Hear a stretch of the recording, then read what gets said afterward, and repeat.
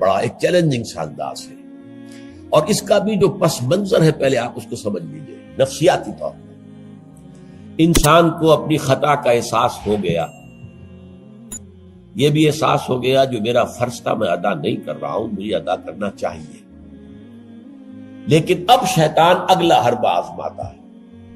دیکھو ابھی فلاں کام پڑا ہے، ابھی فلاں کام ہے، ابھی بیٹیوں کے ہاتھ پیلے کرنے ہیں، ابھی یہ کرنا ہے، ابھی بچے تمہارے چھوٹے ہیں، ابھی تمہارے بیٹوں کی تعلیم کا مرحلہ ہے، میاں ہو جانا ٹھیک، بعد میں سارے تقاضے مطالبے پورے کر لینا، پہلے یہ ذمہ داریاں تو پوری کرو۔ یہ حقوق العباد ہے بھائی، حقوق اللہ سے بڑھ کر ہے، یہ حقوق العباد ہے، اس کے لیے لگے رہو، پوری اپنی توانائیاں قوتیں صرف کرو، مال بناؤ، پیسہ کماؤ، تاکہ یہ ساری ذمہ داریاں ادا ہوتے رہنا۔ بعد میں ٹھیک ہے ذرا فراغت حاصل ہو جا، پھر تم سب اپنے آپ کو، اپنی پوری توانائیوں کو، اپنے پورے وقت کو اللہ کے لیے لگا دینا۔ یہ ہے تاخیر اور تعویق، اس کا حربہ شیطان کا، یہ سب سے بڑا۔ کر لیں گے بھائی، کر لیں گے، کوئی نہیں، ابھی ذرا جلدی نہیں، ابھی فلاں کام ہے، فلاں فرائض ہے، فلاں ذمہ داریاں ہیں، ذرا ان سے نمٹ لوں، پر اگر میں ریٹائر ہو جاؤں سروس سے تو پھر میں سارا اپنے آپ کو لگا دوں گا۔ وہ ریٹائرمنٹ کرتے ہیں اس وقت جب آپ کے اندر رہتا ہی کچھ نہیں، اگر آپ کے اندر کچھ رہ جائے تو وہ چھوڑیں گے آپ کو، وہ ساری توانائیاں تو گئی ہیں، اب تو آپ کھوکھلا ایک ڈھانچہ لیے پھر رہے ہیں، آپ کے اندر صلاحیت اور قوت کہاں ہے اب؟ لہذا یہ سارے دھوکے شیطان کے ہیں۔ اس میں ایک چیلنجنگ انداز میں علم یعنی وقت آیا نہیں ہے ابھی اہل ایمان کے لیے، کس چیز کا انتظار کر رہا ہے؟ جو جیسے ہی خیال ہو جائے کہ واقعی یہ فرض ہے، فوراً لبیک کہو۔ تم نے اگر کسی بھی پہلو سے تاخیر اور تعویق کا راستہ اختیار کیا تو یہ شیطان کے پھندے میں گرفتار ہونے کا وہ راستہ ہے اصل۔ وہ شیطان پھر چھوڑے گا نہیں، پھر وہ اسے آپ کو اپنے فتراک کا نخچیر بنا لے گا، اپنے تھیلے میں شکار کی حیثیت سے، جیسے کہ آپ تیتر بار کے تھیلے میں ڈال لیتے ہیں شکار کر کے، اس کے فتراک کے نخچیر بن کر رہ جاؤ گے، پھر آگے نکل نہیں سکو گے۔ یہ تاخیر اور تعویق جو ہے، یہی ہوا تھا غزوہ تبوک میں۔ حضرت کعب ابن مالک رضی اللہ تعالیٰ عنہ نے، وہ بھی ان 3 صحابہ میں سے تھے جو سچے صادق الایمان صحابہ تھے، لیکن غزوہ تبوک میں نہیں گئے۔ حضور نے واپس آ کے جو لوگ نہیں گئے تھے ان سے جواب طلبی کی، لہذا منافقین تو آئے، اللہ کی قسم ہے، خدا کی قسم ہے یا رسول اللہ، میں اللہ کو گواہ کر کے کہتا ہوں یہ تھا یہ تھا یہ تھا، یہ سبب تھا، میں نہیں جا سکتا۔ حضور فرماتے تھے مسکراتے، اچھا جائیے تشریف لے جائیں، کوئی پکڑ نہیں۔ یہ آئے جب کعب ابن مالک تو حضور کے چہرے پر مسکراہٹ تھی، تنزیہ مسکراہٹ۔ آپ فرمائیے آپ کیوں نہیں گئے تھے ہمارے ساتھ؟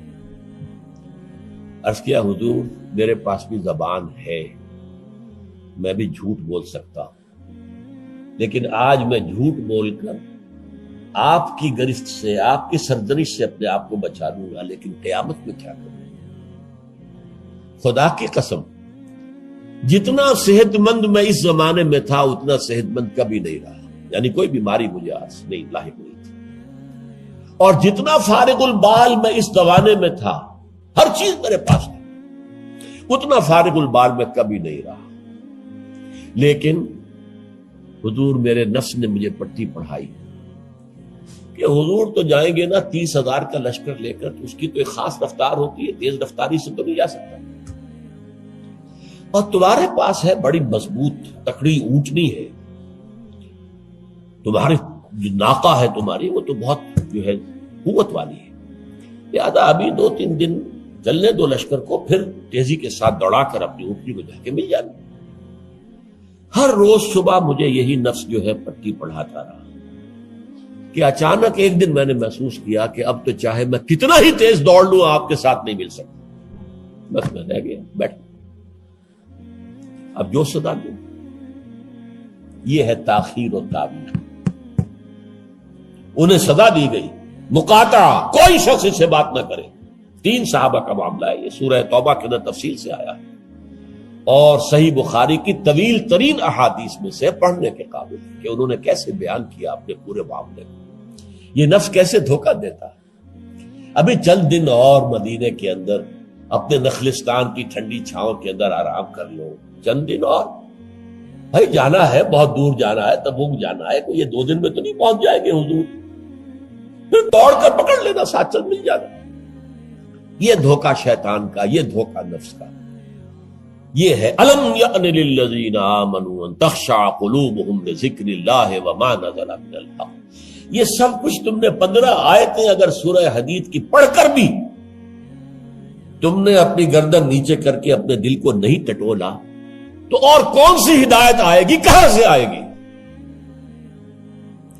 15 آیتیں سورہ حدید کی پڑھ کر بھی، تو کیا ابھی وقت نہیں آیا اہل ایمان کے لیے؟ کس کا انتظار ہے؟ کس چیز کا انتظار ہے؟ الم یعن للذین آمنوا ان تخشع قلوبہم لذکر اللہ وما نزل من الحق۔ کیا وقت آنے گیا اہل ایمان کے لیے کہ ان کے دل جھک جائیں اللہ کی یاد میں، اور جو کچھ حق میں سے نازل ہوا، ما نزل من الحق، یہ پورا قرآن الحق، اس میں سے جو یہ آیات نازل ہوئی ہیں یہ تم نے ابھی سن لی ہے، پڑھ لی ہے، اس کے سامنے بھی دل نہیں جھکیں گے تو کب جھکیں گے؟ اس پر بھی اگر دل نہیں پگھلے تو کب پگھلیں گے؟ اس پر بھی اگر دل میں کوئی عزم اور ارادہ پیدا نہ ہوا کہ اپنی جان لگا دینی ہے، کھپا دینی ہے، ان صلاتی و نسکی و محیایا و مماتی للہ رب العالمین، اس پر بھی نہیں ہوا تو کب ہوگا؟ اور کون سی ہدایت آئے گی؟ فبأي حدیث بعدہ یؤمنون، اس قرآن کے بعد اور کون سی چیز کے یہ منتظر ہے جس پر یہ ایمان لائیں گے؟ الم یعن للذین آمنوا ان تخشع قلوبہم لذکر اللہ وما نزل من الحق۔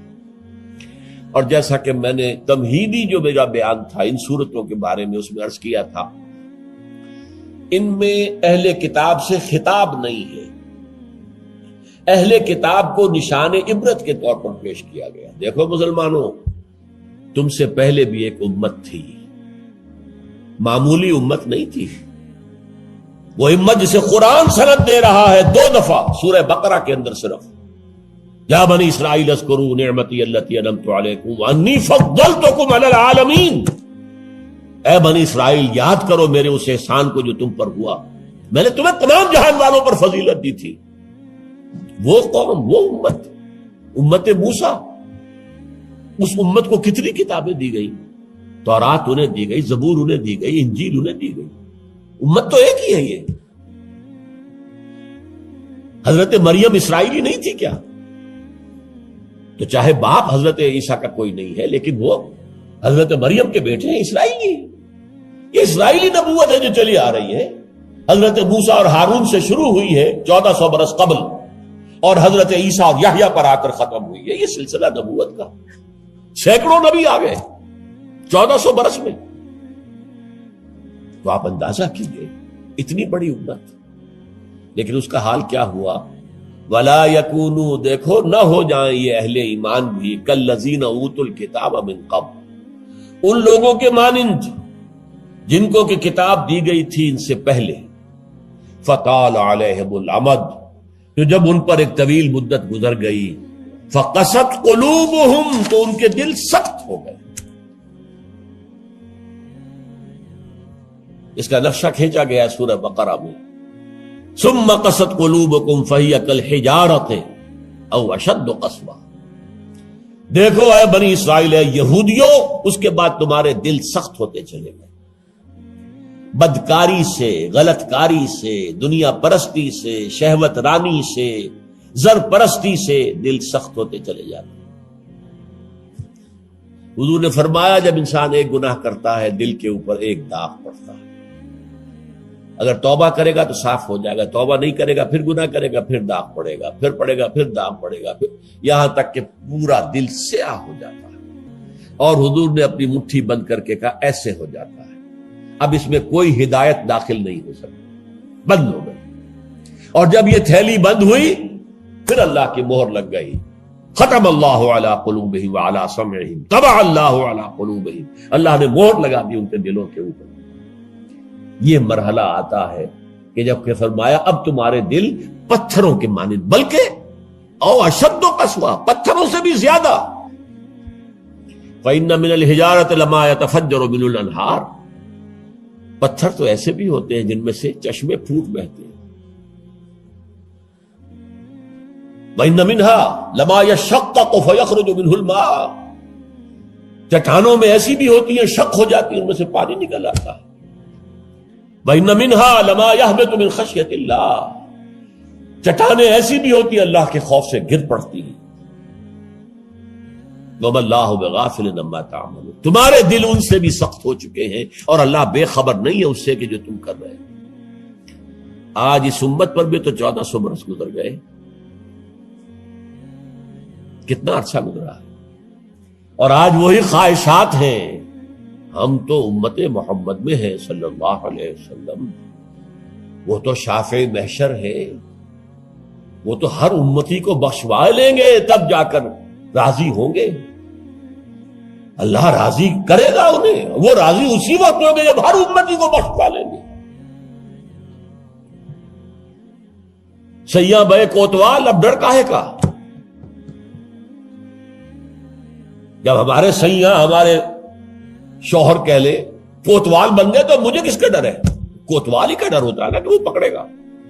سیاں بے کوتوال اب ڈر کاہے کا؟ یہ ہے وہ چیز امانی، دل کا امانی ہو سیغفر لنا، ہمیں تو بخش دیا جائے گا، ہماری تو شفاعت ہو جائے گی. بھائی کچھ بھی ہے، ہم کلمہ گو تو ہیں، کچھ بھی ہے، محمد کے نام لیوا تو ہیں صلی اللہ علیہ وسلم. لیکن یہ قرآن مجید میں یہی ان کا قول نقل کیا گیا تھا. یہود نے کہا تھا نحن ابناء اللہ واحباؤہ، ہم تو اللہ کے بیٹوں کے مانند ہیں، اس میں بڑے چہیتے ہیں.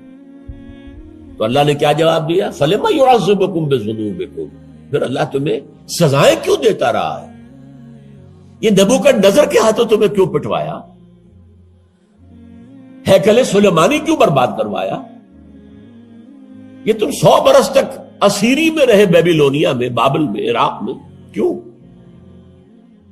تمہارا دوسرا جو تھا ہیکل بنایا تم نے، وہ بھی سن 70 میں گروا دیا ٹائٹس کے ہاتھوں. 1,33,000 ایک دن میں قتل کیے اس نے، ٹائٹس نے 1,33,000 یہودی یروشلم کے اندر ایک دن میں قتل کیے. اندازہ کیے پچھلی صدی میں 60 لاکھ یہودی جرمنوں نے ختم کیے، 6 ملین. اور ان کو اب بھی یہی کر رہا ہے، we are the chosen people of the lord, ہم تو اللہ کے پسندیدہ بندے ہیں. یہی حال اس امت کا ہے. ہسپانیہ سے ایسے نکالے گئے کہ ایک بچہ تک نہیں بچا. تاتاریوں کے ہاتھوں کروڑ قتل ہوئے. یہ سب کچھ تمہارے ساتھ ہوا کہ نہیں؟ کروسیڈرز کے ہاتھوں تمہاری پٹائی کم ہوئی تھی؟ 88 برس تک بیت المقدس عیسائیوں کے قبضے میں رہا تھا کہ نہیں؟ تو غور کیجئے، دلوں کو نرم کیجئے، اور دلوں کو نرم کرنے کا ذریعہ بھی قرآن ہے. یا ایھا الناس قد جاءتکم موعظۃ من ربکم، موعظہ واعظ کہتے ہیں اس کو جو دل کو نرم کرے، اس میں رقت پیدا کر دے. رقیق کہتے ہیں پتلی شے کو، رقیق مادہ، رقیق مادہ. دل سخت ہو جائے اسے نرم کرنے کی ضرورت ہے. اس کے لیے واعظ بھی سب سے بڑا قرآن. الم یان للذین آمنوا ان تخشع قلوبهم لذکر اللہ وما نزل من الحق ولا یکونوا کالذین اوتوا الکتاب من قبل، تمہارے سامنے موجود ہے. فطال علیہم الامد، پھر ان پر ایک مدت جب گزر گئی، فقست قلوبهم، تو ان کے دل سخت ہو. البتہ یہاں ایک واقعہ میں اور عرض کر دوں. ایک دل کی سختی وہ تھی جو یہودیوں کی ہو گئی تھی، یا ہم میں سے بھی بہت سو کی ہو چکی ہے. لیکن ایک اور دل کی سختی بھی ہوتی ہے، وہ اپنے احساس کی شدت کی بنا پر. یہ معاملہ حضرت ابوبکر کے ساتھ پیش آیا رضی اللہ تعالی. ان کے عہد خلافت میں ایک وفد آیا باہر سے. انہیں جب قرآن کی آیات سنائی گئی تو ان کی آنکھوں سے آنسو بہنے نکلے. حضرت ابوبکر نے فرمایا ہاکذا کننا حتی قست القلوب، ایسے ہی ہم بھی ہوتے تھے، قرآن سنتے ہی، قرآن پڑھتے ہوئے ہمارے آنکھوں سے آنسو جاری ہو جایا کرتے، یہاں تک کہ ہمارے دل سخت ہو گئے. معاذ اللہ، معاذ اللہ۔ یہ شدت احساس ہے۔ یقیناً یہ ہوتا ہے جب آدمی عادی ہو جاتا ہے تو وہ کیفیت نہیں رہتی۔ میں نے اللہ کے فضل و کرم سے 6 حج کیے، لیکن جو کیفیت پہلے حج کی تھی وہ پھر کبھی نصیب نہیں ہوئی۔ ویسے بھی یہ تھا کہ اس وقت تک ابھی اتنا ہجوم نہیں تھا۔ سن 62، اب آج سمجھیے 42 برس گزر چکے، تو اس وقت کا اور تھا وہاں۔ اب جو ہے وہ ہجوم جو ہے وہ اس میں کبھی انسان کو اپنے اندر جھانکنے کا، کہیں تنہائی میں بیٹھ کر یاد کرنے کا موقع نہیں ملتا، لیکن وہ تھا۔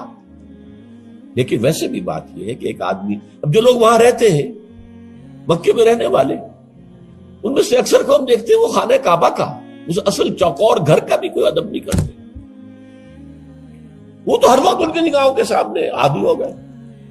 تو ایک شکل یہ ہوتی ہے کہ جو ایک تعامل کثرت کے ساتھ جب ایک بات ہو رہی ہو تو پھر اس کی وہ تاثیر نہیں رہتی۔ تو فرمایا فقست قلوب، حضرت ابو بکر کا بھی وہ احساس کی شدت جو تھی، جیسے حضور نے فرمایا انہ لیغان علی قلبی، میرے دل پر بھی کبھی کبھی حجاب سا طاری ہو جاتا ہے۔ معاذ اللہ، کیسا حجاب؟ اب اس حجاب کے لفظ سے دھوکہ نہ کھا جائیے کہیں۔ ایک حجاب میرا اور آپ کا ہے، ایک حجاب محمد رسول اللہ صلی اللہ علیہ وسلم، کہ وہ جو اللہ کی طرف توجہ کی انٹینسٹی ہے، انٹینسٹی اس میں تھوڑی سی کمی بھی ہو گئی تو اسے آپ حجاب سے تعبیر کریں۔ ہمیں تو وہ کیفیت ہی میسر نہیں ہو سکتی، لیکن اس انٹینسٹی کے اندر، یہ لفظ انٹینسٹی انگریزی کا بار بار بول رہا ہوں، اس کی شدت، لیکن شدت کے لفظ کے اندر جو ہے وہ اتنا مفہوم نہیں آتا جتنا انٹینسٹی کے لفظ میں۔ وہ انٹینسٹی جو ہے اس میں ذرا سی کمی ہوئی، حضور پریشان ہو گئے۔ وَإِنَّهُ لَيُغَانُ عَلَىٰ قَلْبِي وَإِنِّي لَأَسْتَغْفِرُ اللَّهَ 70 مَرَّةً فِي كُلِّ يَوْمٍ، اور ہر روز میں 70 مرتبہ استغفار کرتا ہوں اللہ کے نام۔ تو کیا آپ گناہ کرتے تھے؟ معاذ اللہ۔ یہ ذرا سی اس توجہ کی شدت میں، انٹینسٹی میں ذرا سی کمی ہوئی، اسے بھی آپ حجاب سے تعبیر کرتے۔ تو یہی ہے مفہوم حضرت ابو بکر کے اس قول کا۔ لیکن ایک ہے قساوت قلبی، معصیت کی وجہ سے، دنیا پرستی کی وجہ سے، نفس پرستی کی وجہ سے، زر پرستی کی وجہ سے، شہرت پرستی کی وجہ سے، اقتدار پرستی کی وجہ سے، یہ پرستشیں جو ہے یہ جو دل کو سخت کرتی ہیں تو وہ پتھر اور چٹان سے زیادہ سخت ہو جاتا ہے۔ ثم قست قلوبکم فہی کالحجارۃ او اشد قسوۃ وان من الحجارۃ لما يتفجر منه الانہار وان منها لما يشقق فيخرج منه الماء وان منها لما يهبط من خشیۃ اللہ وما اللہ غافل عما تعملون وکثیر منهم فاسقون۔ اب ان میں سے اکثریت جو ہے وہ فاسقوں اور فاجروں پر مشتمل ہے۔ کیا یہی کیفیت آج کی مسلمان امت کی نہیں ہے؟ کیا عظیم اکثریت فساق و فجار پر مشتمل نہیں ہے؟ کیا عظیم اکثریت حرام خور نہیں ہے؟ کیا عظیم اکثریت جھوٹی نہیں ہے؟ نفاق کی تینوں علامتیں، اذا حدث کذب وَإِذَا وَعَدَ أَخْلَفَ وَإِذَا اؤْتُمِنَ خَانَ۔ حضور نے فرمایا منافق کی 3 نشانیاں ہیں۔ جب بولے جھوٹ بولے، وعدہ کرے خلاف ورزی کرے، امین بنایا جائے، امانت رکھوائی جائے، خیانت کرے۔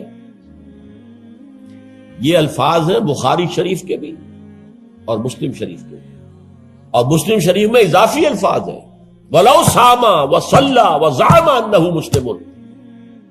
خواہ ایسا شخص روزہ رکھتا ہو، نماز پڑھتا ہو، اپنے آپ کو مسلمان سمجھتا ہو، لیکن منافق ہے۔ یہی جو میں نے شروع میں آج بات کہی تھی، ایک نفاق ہے شعوری، ایک غیر شعوری۔ وہ منافق سمجھتے تھے ہم عقل مند ہیں، یہ بے وقوف ہے۔ وَإِذَا قِيلَ لَهُمْ آمِنُوا كَمَا آمَنَ النَّاسُ قَالُوا أَنُؤْمِنُ كَمَا آمَنَ السُّفَهَاءُ۔ جب ان سے کہا جاتا بھلے لوگوں، جیسے اور لوگ ایمان لائے ویسے ایمان لاؤ، جیسے وہ اللہ کی پکار پر لبیک کہنے کو ہر وقت تیار رہتے ہیں، کہتے ہیں ہم ان بے وقوفوں کی طرح ایمان لائیں۔ یہ تو پاگل ہیں، بے وقوف ہیں، فینیٹکس ہیں۔ فنڈامنٹلسٹ ہے، ایکسٹریمسٹ ہے. ہم تو ماڈریٹ اور بڑا روشن خیال اسلام جو ہے اس کے قائل ہیں. جب ان سے کہتا تھا فساد مت مچاؤ، کہتے تھے ہم تو مسلح ہیں بھائی، ہم تو چاہتے ہیں صلح. یہ محمد ہے صلی اللہ علیہ وسلم جنہوں نے اب یہ جنگ کا بازار گرم کر دیا. کیا ضرورت تھی؟ مکے میں 13 برس تبلیغ کرتے رہے، کوئی ہاتھ نہیں اٹھایا، یہی پروسیس جاری رہتا. خامخواہ یہ جنگ کا سلسلہ شروع کر دیا، کیا فائدہ؟ یہ بھی کہا جا سکتا ہے جس دشمن کو گڑ دے کر مارا جا سکتا ہے اسے زہر کا کو دینا ہے. بھائی تمہاری تعلیم اتنی اعلیٰ ہے، اتنی عمدہ ہے، فطرت کے مطابق ہے، پھیلاؤ. لیکن محمد کی سنت کچھ اور ہے، اسوہ محمدی کچھ اور ہے صلی اللہ علیہ وسلم. اس کے لیے منہج انقلاب نبوی میری کتاب کا مطالعہ کیا، تب پتہ چلے گا انقلاب کسے کہتے ہیں. اور یہ رسول انقلاب تھے صلی اللہ علیہ وسلم. بہرحال کثیر منہم فاسقون، جو بات کہی گئی ان اہل کتاب کے لیے اس وقت، آج وہ ہم پر راست آ رہی ہے.